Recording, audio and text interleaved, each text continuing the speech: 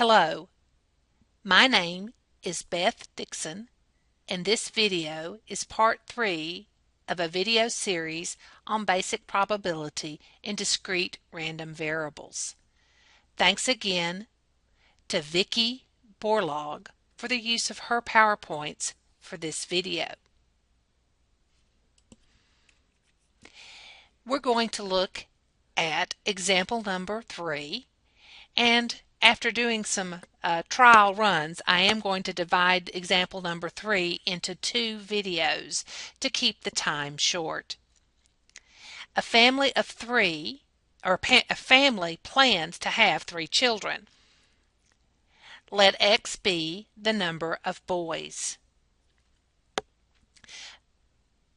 Assume there's an equally likely chance of having a boy or a girl, and assume no twins or triplets. There are 5 parts we will be looking at. Part A, create a sample space of equally likely events. Part B, create a probability distribution. Part C, find the probability of having exactly 1 boy. Part D and E, finding some additional probabilities. And I'm probably going to cut off right after Part B and do Part C, D, and E in the last part of this series. How do you do such a complicated multi-step problem? The same way you eat an elephant, 1 bite at a time. So we'll begin by looking only at part A and creating the sample space. We need to list all the equally likely ways there are to have 3 children. I like to start with a pattern, and since we're looking for boys, I will start with 3 boys. There's only one way to do that. If a couple has 2 boys and 1 girl, there are 3 birth orders that can happen. 1 with the girl as the oldest, 1 with the middle child as the girl, and lastly, 1 with the girl as the youngest child. Next, I will list the ways to have only 1 boy. Again, there would be 3 birth orders, 1 with the boy as the oldest, the boy as the middle, and then lastly the boy as the youngest child.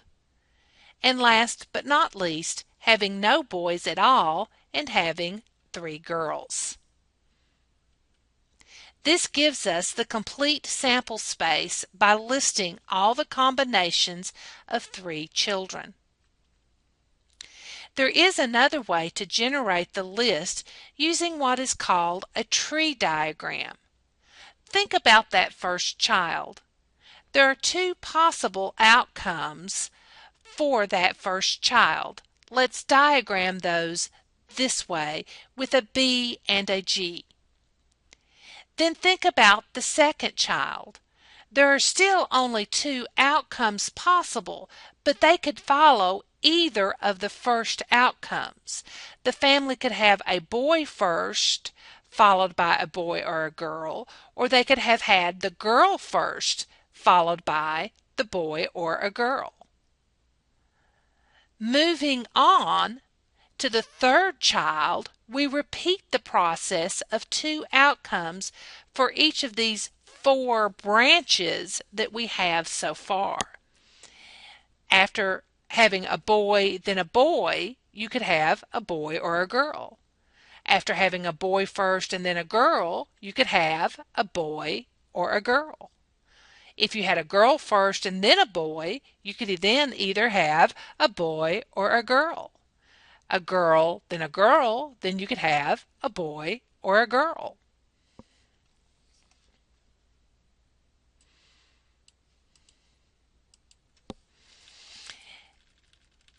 Now, we need to get the sample space that we listed as a list and not just as this diagram. So let's look at the very top and we can highlight and see, or follow with your finger if you're doing it, and you'll see that we have boy, boy, boy, following that top branch of our tree here. We then could look and see boy, boy, girl. Boy, girl, boy. Boy, girl, boy. And we've exhausted all the ways of having a boy first. So we'll jump down to the girl, then follow up, girl, boy, boy, girl, boy, girl, girl, girl, boy, girl, girl, girl. It's a nice way to do it, but as you see, the more branches we have and the more times we do the experiment, the more times we do and select, the more complicated and the more branches there are in our tree. But we have the same sample space that we had before.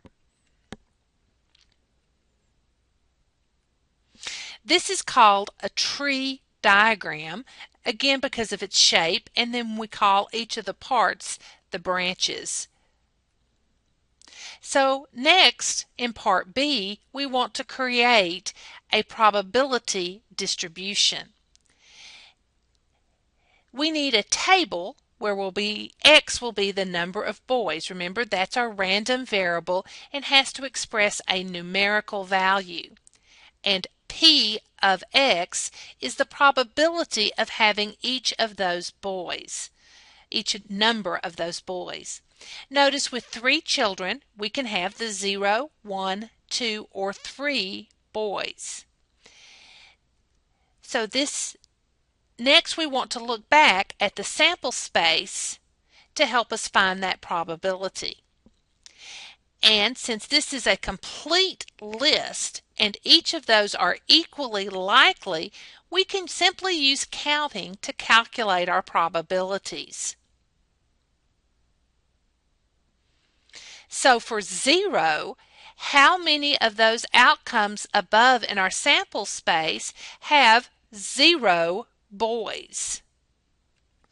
1. So the probability is 1 out of the 8 outcomes, 1/8 or 0.125. Next, we'll move on to the probability of having 1 boy. Look at the list for all possible outcomes having only 1 boy in the set of 3 children. There are 3 such outcomes. That gives us a probability of 3/8 or 0.375. Next, on to the probability of having 2 boys. Again, count all the possible outcomes having 2 boys in the set. There are 3 outcomes again. That gives us a probability of 3/8 or 0.375. Next, we need to fill in the last row, and we will look at the probability of having 3 boys. Count all the possible outcomes having 3 boys. There's just the 1, and that gives us a probability of 1/8 or 0.125. And this gives us our probability distribution and finishes part B. So I'm going to stop here. When we get back, we'll start with this slide and the probability of having exactly 1 boy. Thank you for watching, and I hope this was a help.